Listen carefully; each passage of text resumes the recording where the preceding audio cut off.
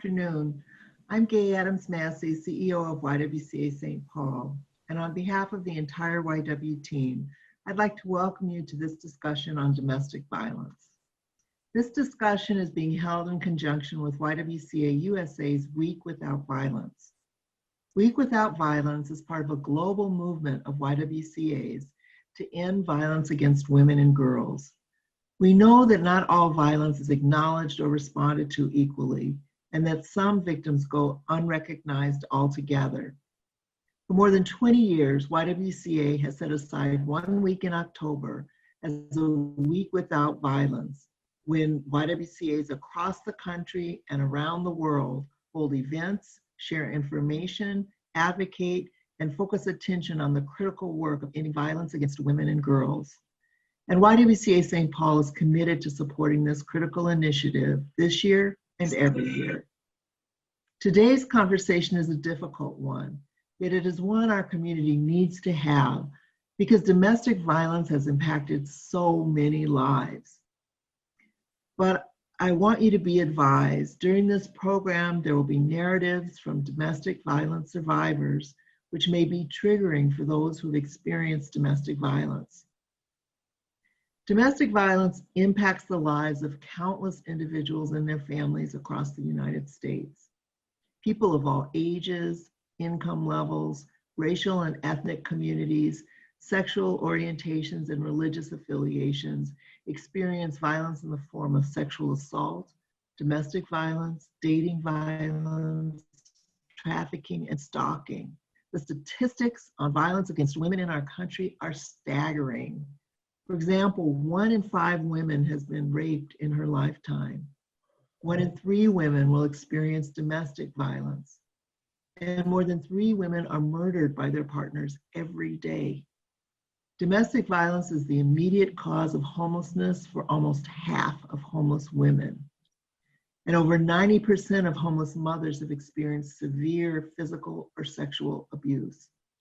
And these numbers are pre-COVID-19. We know that since the pandemic has began, levels of domestic violence have risen.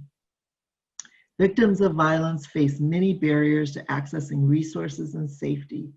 Women of color and other marginalized populations have disproportionate experiences of violence and increased barriers in seeking help.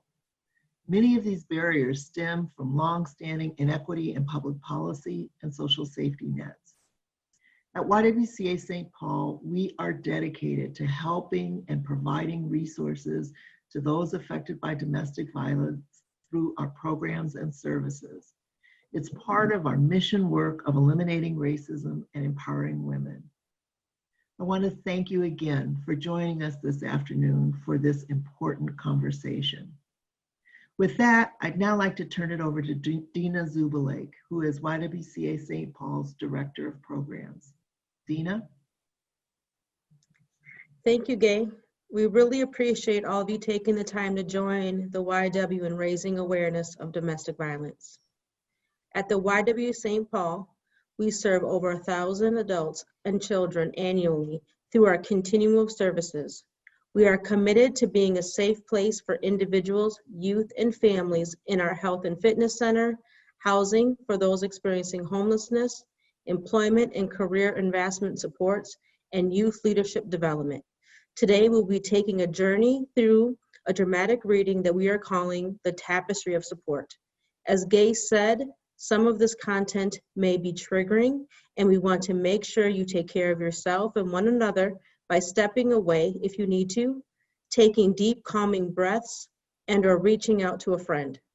Before we engage in this storytelling, we want to honor the Minnesotans who have lost their lives in 2019 due to violence and acknowledge the grief and loss experienced by loved ones.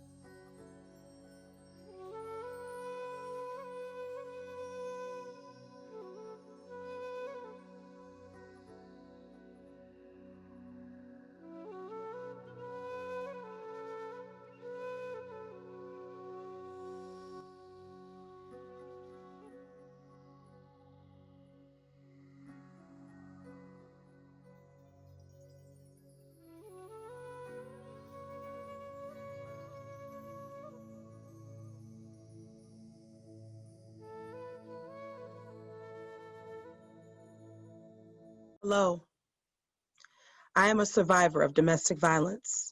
My name is Roxanne. Once upon a time, I was an innocent little girl without a fear in the world. I woke up one day in a nightmare. It all began when I was 8 years old. My mom got a new boyfriend, as she had in the past. But this relationship, it seemed different. I remember seeing my mother hit for the first time, and this continued for a long time. Hiding in closets, under beds, kitchen cabinets, or wherever I felt most safe. After a while, the abuse started happening to me as I felt a total loss of control over my life. Through my adolescent years, I never addressed the pain that I witnessed, always looking for someone to fill the void of my loneliness, a loneliness that was given to me by my mother, and maybe her mother before her. Stepping into adulthood, the choices I began to make in relationships slowly began to mirror that of my childhood. Possessive, controlling, unloving, hitting as a form of communication, isolation. Isolation so deep that at times I felt as though I was going to lose my mind. About 10 years ago, I met two people who would forever change my life. The first life changer was a relationship that started me down a path of self-destruction, almost as if I had manifested my childhood pain, seeking to replace this deep, unforgiving loneliness. And each day was worse than the next. I was never good enough. I was never pretty enough. And I would never amount to anything more than just trying to be a good girlfriend to a man who could and would never, never love me. Who could I turn to? Who did I have that would help me? I'm not strong enough. I don't have the strength to go past the hurt and the pain and the abuse. Who would be the one who would see me? The 8-year-old girl me, the teenage girl me, the adult woman me, who had lived a life filled with pain. Who would truly take the time to help me?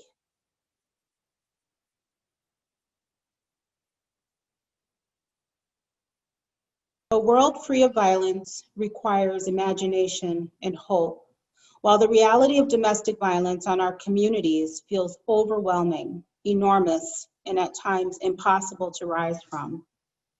At least 21 people were killed due to intimate partner homicide in 2019. Children, friends, parents, neighbors, all of them deeply moved and deeply mourned.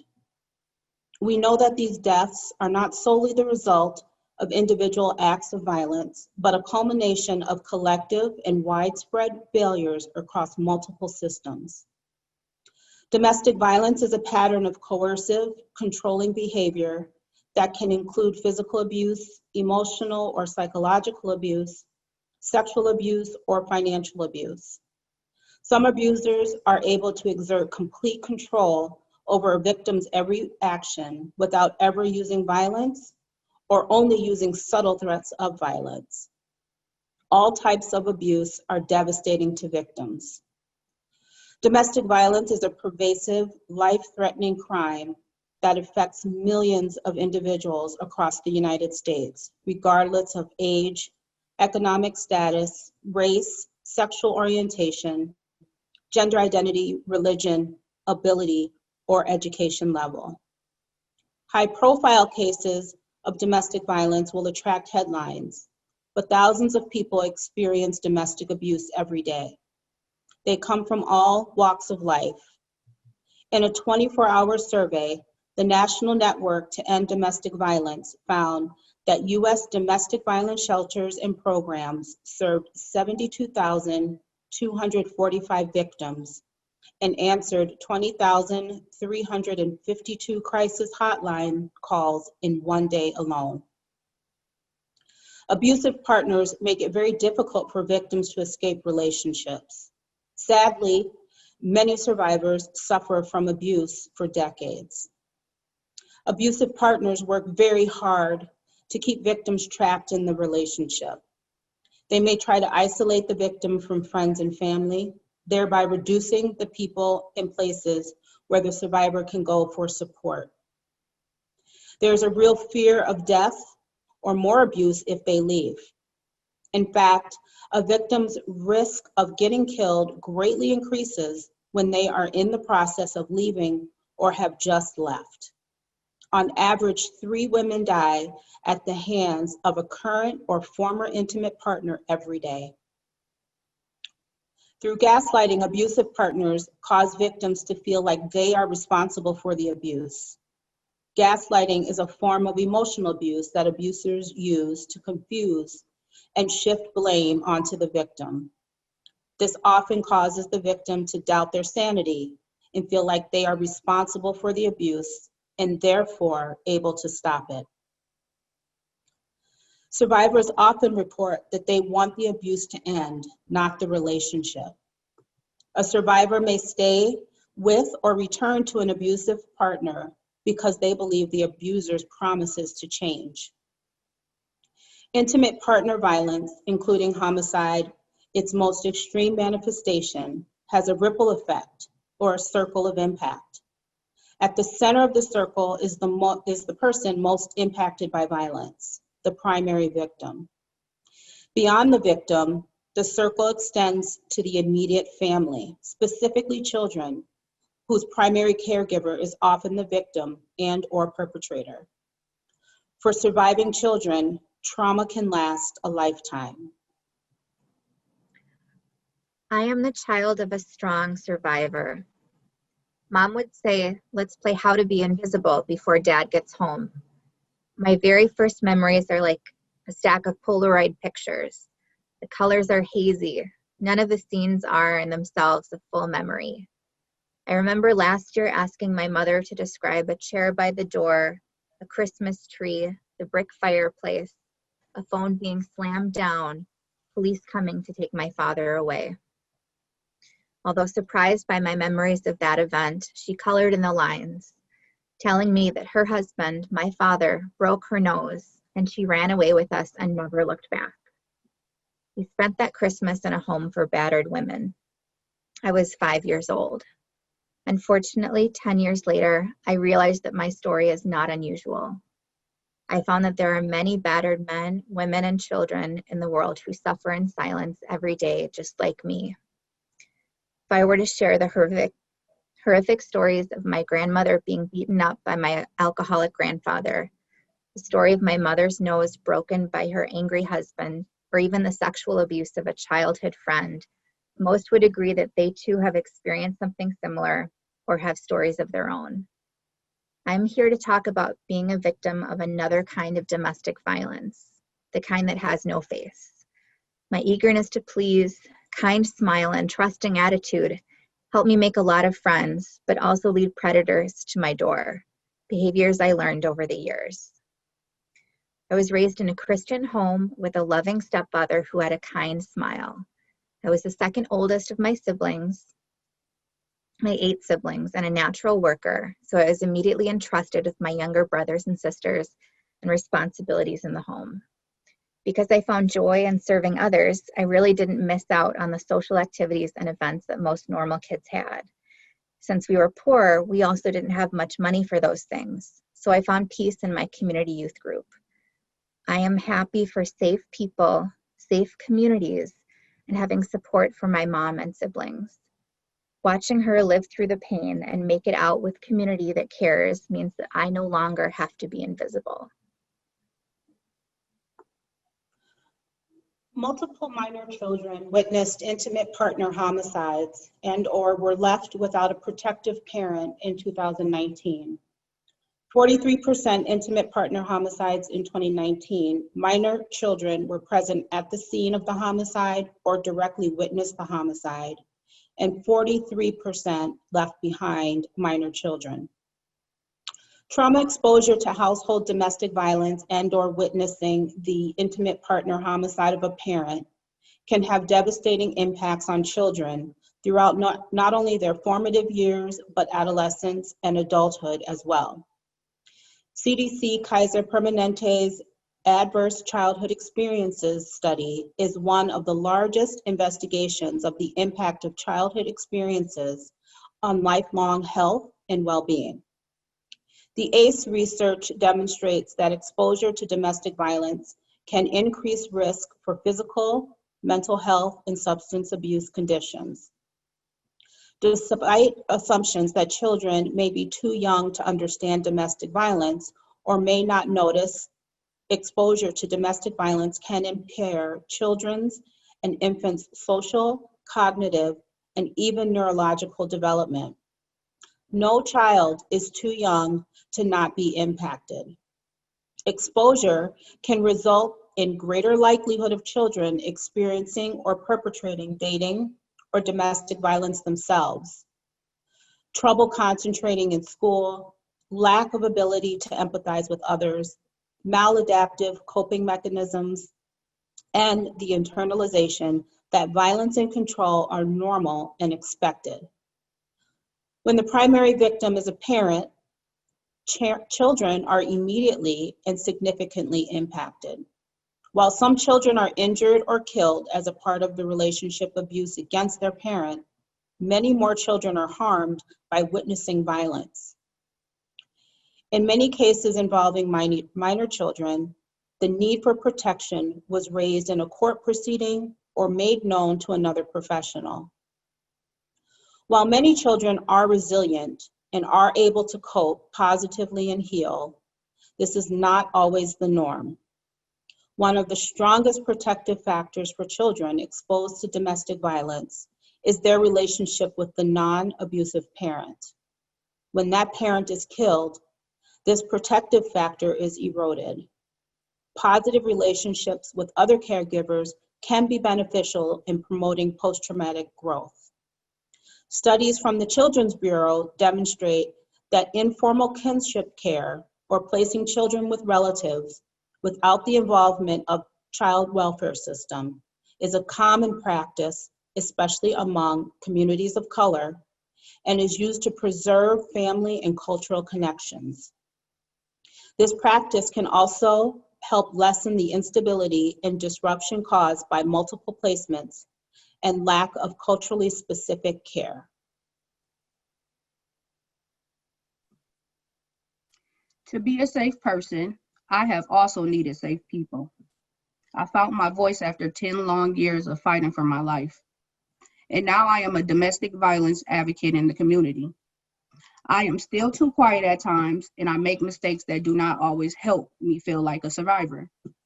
Yet I am dedicated to helping reclaim the rights to our bodies. I keep trying. I will keep my head held high. I will shine my light past judgment, past guilt, past self-pity, and rejection.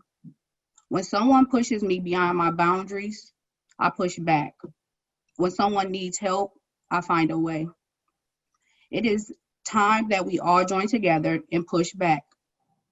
You are not a victim. You are a survivor who has a story to tell. So, tell your story and tell it loud. Practice saying no, loud and strong. Teach your young ones to do the same. We are just one person surrounded in a world of influence, and your voice counts.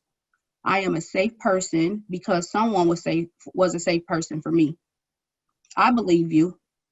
And as I let my own light shine, we unconsciously give other people permission to do the same thing. I am a woman. I am a girl. I wonder, well, where would I be in 10 years? I keep giving encouraging words. I see love watching over me. I understand life. I cry when people do not understand us. I dream about having safe families of our own. I will not judge others. I hope one day that all our dreams will come true. I see hope watching over us. As I am liberated from my own fear, my present automatically liberates others. I am a woman. I am a girl. I will let my light shine. I will give permission to myself to be free, to be me. I am who I said I am. I will shine. I am beautiful. I will shine bright like the sun. I am free to be. The ripple of relationship abuse affect everyone, particularly those who love, care for, and work with victims, and those who experience the trauma and devastation of witnessing or intervening in abuse. Long mischaracterized as a private issue between two individuals, relationship abuse often spills out of the home and into public life, with far-reaching impacts in schools, workplaces, community centers, churches, hospitals, and police departments. Victims may reach out to family, co-workers, advocates, friends for assistance. While sometimes victims may hide the abuse, at other times, loved ones are aware of the abuse and often attempt to help. Helping behaviors offered by community members may include providing alternative housing, assisting with court hearings, providing childcare, safety planning with the victim, helping the victim move, and offering emotional support.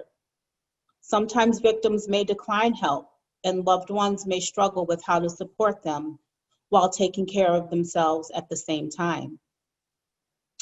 If you witness domestic violence in public, it's important to take into account your own safety as well as the survivors. There is safety in numbers, so gathering a group of people to stand nearby and either verbally or physically intervene is one option. Contacting the authorities is another option. You might even record the incident with your phone to pass to law enforcement.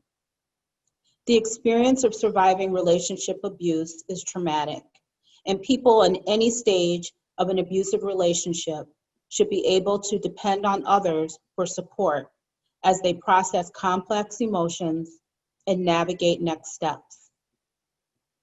Depending on the situation, a survivor may be financially dependent on an abusive partner or otherwise lacking access to material resources.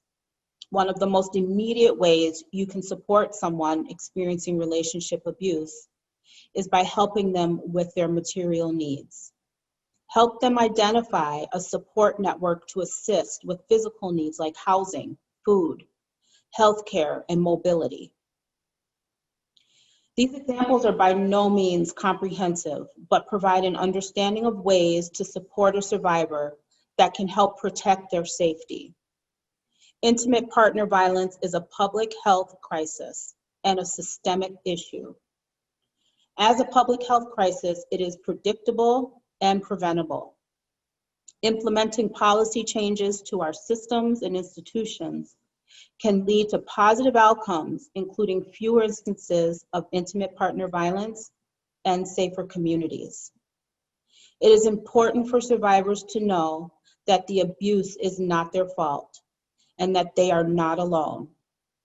Help is available to those who are experiencing domestic violence. The second life changer was a woman I met at a community center. She saw my face. She had a type of way about her that was refreshing, because even though I know that she saw my scars, it was like she looked past them and greeted my hurting soul. I've never experienced anything like the feeling of safety and comfort before, which made me curious, with a desire to trust, to open up, and to be friendly. I always kept to myself, which was safe for everyone. One day, Miss Deb, as everyone called her, She asked me if I wanted to share in a community dinner with my children, not knowing it was like a grief and loss support group for women and their children or whatever. But I stayed and I participated. I didn't know that that was the beginning of my transformation. During the community of support, building a community of support and developing life-changing friendships. Well, during one of our groups, Miss Deb, she saw that I was having a tough time expressing my emotions.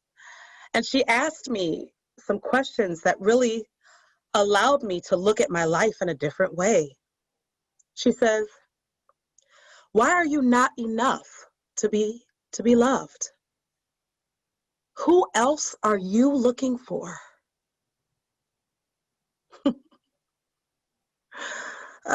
She said, "Start by loving yourself." She said, "Do you believe that everything that you need will be provided when you need it?" I stopped. And for the first time, I felt safe. I felt safe enough to think my own thoughts and my own feelings with an understanding that I am good enough to be loved. Miss Deb, she looked past my pain and seen my beating heart, the needing to be accepted and respected. That is exactly what she did for me. She looked past my pain and genuinely helped me to connect my life to life-changing resources. She also helped me to realize that you have to have strength, incredible strength, to live all of the things that I had experienced. I can finally see me. And I know that it is my light, not my darkness, that most frightens me. I am a person and not an object. And I feel a new me. It's like it's awakening on the inside. I can see myself rising out of this dark hole that I've been stuck in all these years.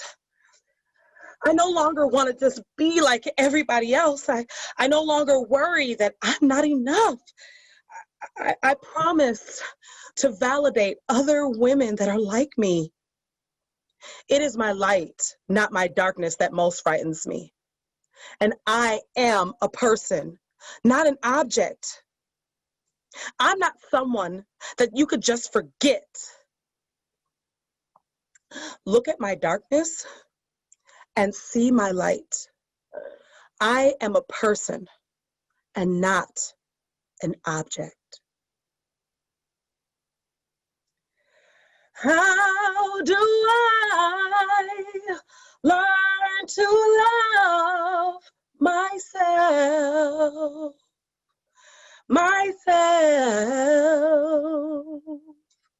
How do I learn to love myself when nobody loves me?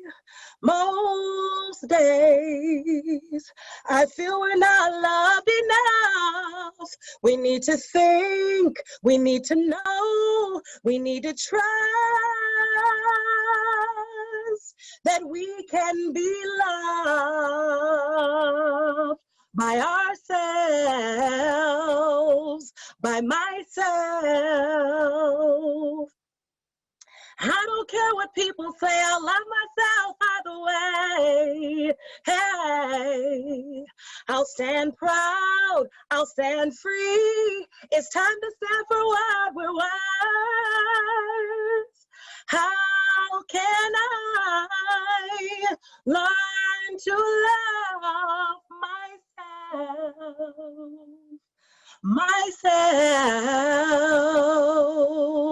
How do I learn to love myself when nobody loves me and came and took my people, and now they use my life to treat me unequal?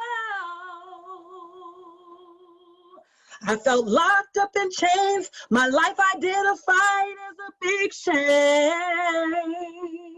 Depression, self-hatred. Depression, self-hatred. But I love me. I love me. I love me. How do I learn to love myself,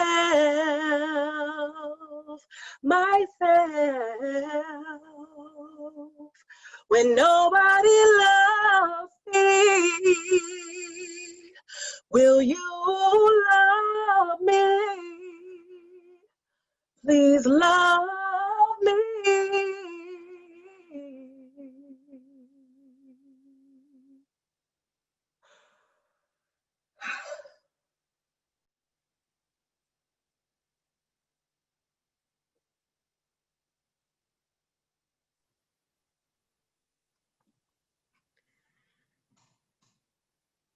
Thank you all for joining us for this important presentation. This work continues, and we as an organization stand together in solidarity with all survivors of domestic violence. You can learn more about the YW and our mission of eliminating racism and empowering women from our website, and additional resources to navigate domestic violence will be emailed to all attendees. Thank you so much.